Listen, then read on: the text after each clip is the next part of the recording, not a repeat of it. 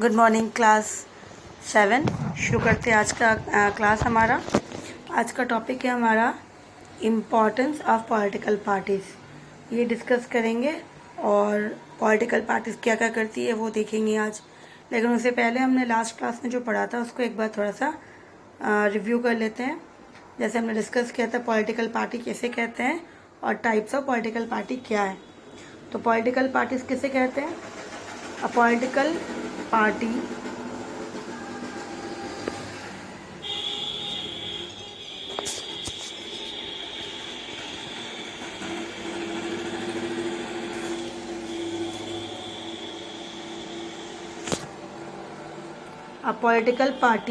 refers to a group of people who share similar views on political matters and policies to ensure collective good of the society।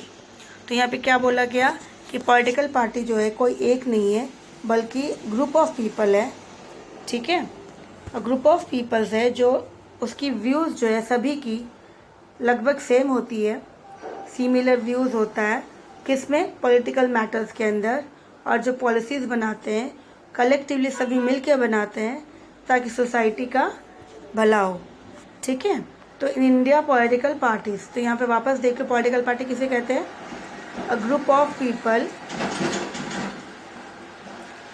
Peoples होते हैं who share similar view, जिसकी similar view होती है, सबकी एक जैसी राय होती है किसमें? पॉलिटिकल मैटर्स के अंदर। और जो पॉलिसीज़ बनाता है देश के लिए, समाज के लिए, रूल्स अच्छी लॉ बनाता है collectively good of the society, जो सोसाइटी के लिए करता है उसे हम कहेंगे political parties. Now in India all political parties are required to be registered. India में जितने सारे पॉलिटिकल पार्टी है उनको रजिस्टर करना पड़ता है अपना नाम। कहाँ पे? इलेक्शन कमीशन ऑफ इंडिया के अंडर में उन्हें अपना नाम रजिस्टर करना पड़ता है। अब हम देखेंगे टाइप्स ऑफ पॉलिटिकल पार्टीज। हमने पढ़ा था there are two types of party. National the election commission जो इंडिया में उन्होंने रिकॉग्नाइज किया टू टाइप्स ऑफ पार्टीज़, एक तो नेशनल लेवल पे और एक स्टेट लेवल पे। नेशनल लेवल पर पार्टी जो है उसको कैसे बोलेंगे कि वो नेशनल लेवल का पार्टी है? तो अगर वो पार्टी जो है अगर उन्होंने 4 स्टेट में या ज़्यादा 4 स्टेट इन 4 या फिर उनसे ज़्यादा स्टेट में उन्होंने जीती है सीट। ठीक है, या फिर हम उसको बोल सकते हैं ऐसे कि अगर कोई पार्टी जो है 4 स्टेट से ज़्यादा स्टेट्स के अंदर वो रूल कर रहा है, गवर्न कर रहा है, तो उसे हम कहेंगे कि वो नेशनल पार्टी है। जैसे अभी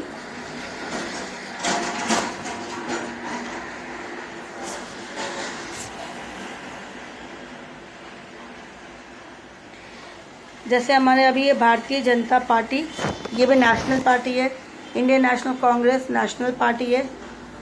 तो ये दोनों ही नेशनल पार्टी है।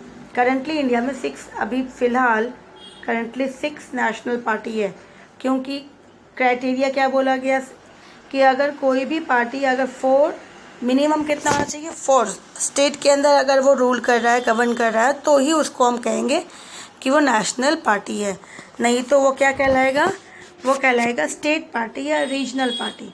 ठीक है, तो इसके अलावा party that functions at a regional level, मतलब रीजनल लेवल में स्टेट लेवल पे अपने अपने जगह, तो और उसके पास वो लेस देन 4 स्टेट और 4 स्टेट से कम है, 3 है, 2 है या 1 है, तो उसे कहा जाएगा कि वो क्या है? वो स्टेट पार्टी है, क्योंकि वो स्टेट के अंदर ही रूल कर रहा है, 1 से 2 या मिनिमम 3। लेकिन अगर 4 हो जाता तो वो 4 हो जाने से क्या हो जाएगा?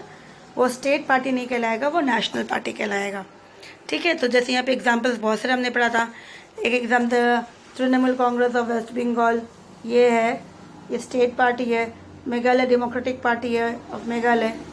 ये सब अपने अपने स्टेट में ही जीतते हैं, बाकी कहीं और जो ये जीतते नहीं हैं, इसके लिए ये स्टेट पार्टी है।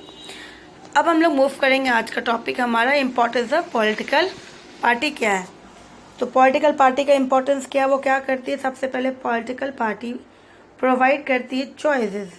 जैसे अगर हमने डिस्कस किया था कि अगर बहुत सारे पॉलिटिकल पार्टी खड़े होते हैं तभी तो हम इसको चूज़ कर सकते हैं कि हम हमारे लिए कौन सा पार्टी, अगर 3 है तो 3 में से सबसे अच्छा जो होगा उसको चूज़ करेंगे।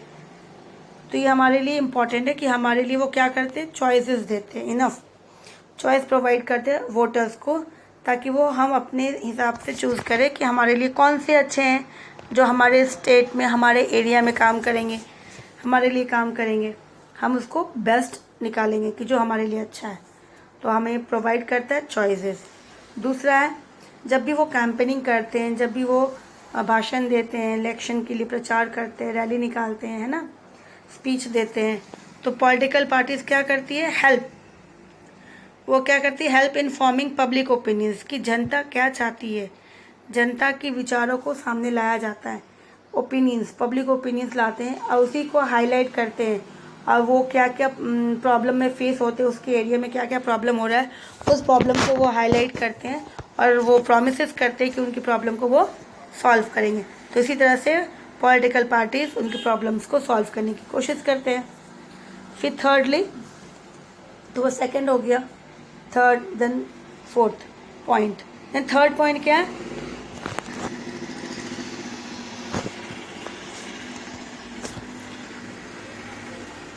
थर्ड पॉइंट है कि political parties unite people from different groups backgrounds. तो यहाँ पे कहा जा रहा है कि पॉलिटिकल पार्टी क्या करती है, अलग अलग बैकग्राउंड के लोगों को यूनाइट करती है, मिलाती है। किस बेसिस पे, क्योंकि पॉलिटिकल इश्यूज, जब हम कोई पॉलिटिकल पार्टीज़ के सभी लोग बैठते हैं तो वो डिस्कस करते हैं पॉलिटिकल इश्यूज़ को लेके, तो सबकी व्यूज़ जो होती है सिमिलर होती है। एंड रिक्वायर्ड पॉलिसीज़, तभी जाके कोई रूल्स बनता है। अगर सभी अलग अलग बोलेंगे, अलग अलग विचार रखेंगे, तो कभी भी कोई भी पॉलिसीज़ मतलब रूल्स नहीं बन पाएगी, देश के लिए कोई भी चीज़ें नहीं बन पाएगी। तो इसके लिए उनको बहुत ज़रूरी है कि वो सारे मिलके काम करें, ठीक है। तो इसीलिए कहा गया कि वो यूनाइटेड करते हैं सबको, थर्ड हो गया। Fourth, after the election political parties which are not able to get the majority seat form the opposition party. अब जब इलेक्शन के बाद सारे पार्टी जीत जाती है, कोई 40%, कोई 70% जीतता है, तो कोई 30% जीतता है। अब यहाँ पे देखो 70% वाला तो जीता है, 30% वाले ने भी जीता, लेकिन इसका परसेंटेज कम है। तो पार्लियामेंट में ये भी बैठेंगे, मतलब ये मान लो ये हॉल है पार्लियामेंट का, पार्लियामेंट रूम में सभी बैठेंगे, तो ये पावर सबसे ज़्यादा किसका, 70 वालों का। 30 वाले चुपचाप रहेंगे क्योंकि इनको भी सीट मिला, लेकिन इनके पास कम सीट है। ज़्यादा सीट जो है किसने ले लिया, 70% वालों ने जीता है। तो इसी तरह से इनके पास 30% है। इसका मतलब ये है कि इनके पास भी पावर है लेकिन कम है। सबसे इम्पॉर्टेंट बात है कि अपोजिशन क्या करती है, नज़र रखती है।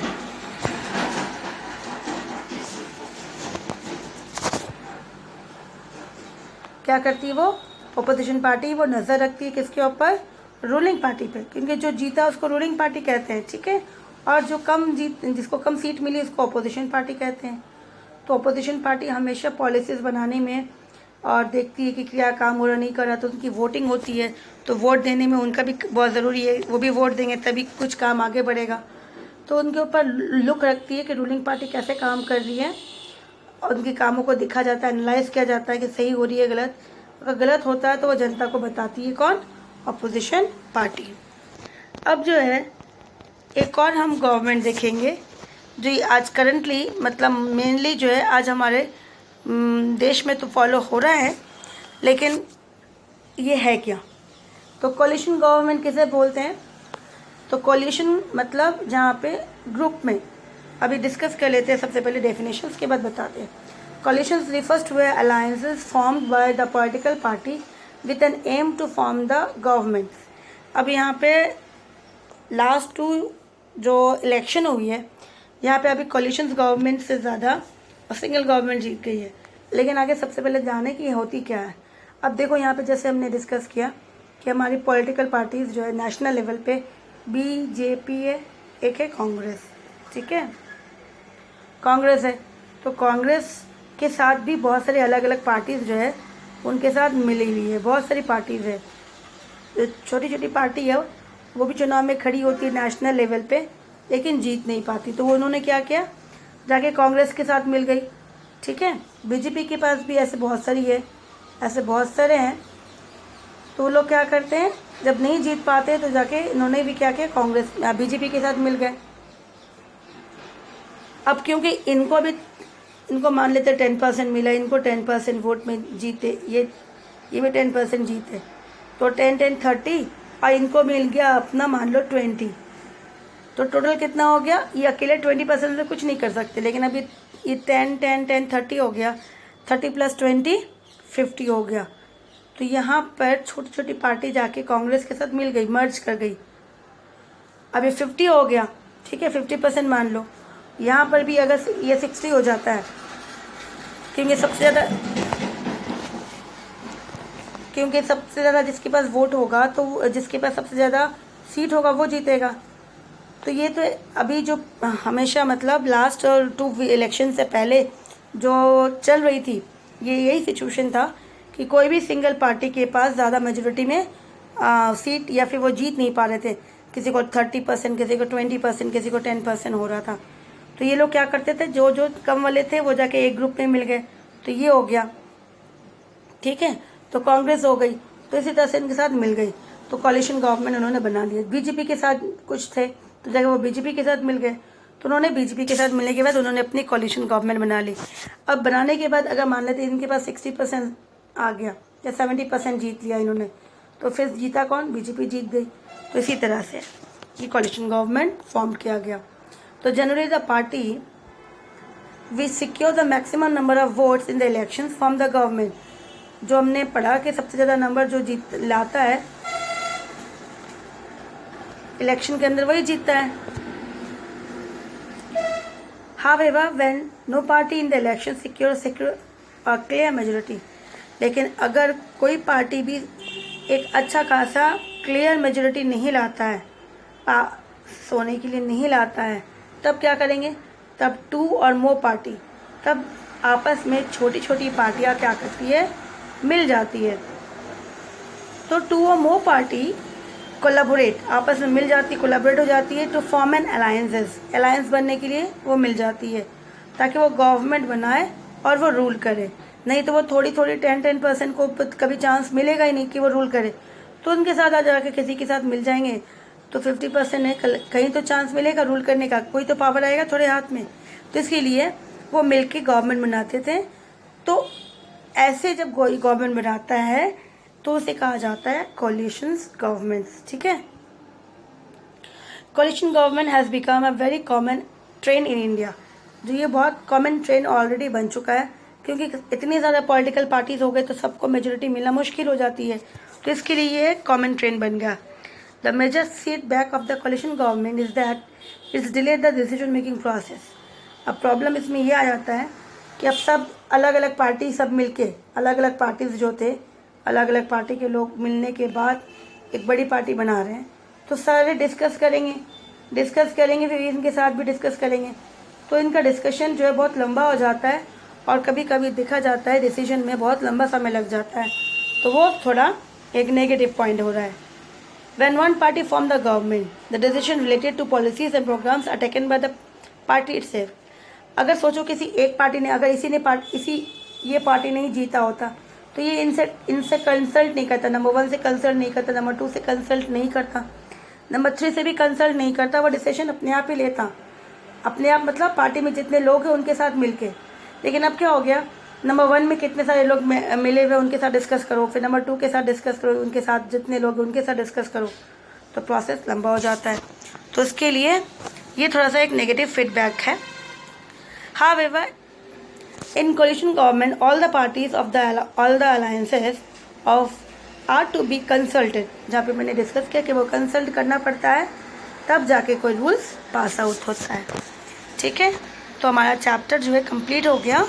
हम लोग नेक्स्ट क्लास में इसकी क्वेश्चन आंसर्स जो है वो आपको देंगे, ताकि आप चैप्टर कंप्लीट कर लो, और नेक्स्ट क्लास में फिर हम लोग मूव करेंगे न्यू चैप्टर से, ठीक है। Till then take care and do your work, complete your work.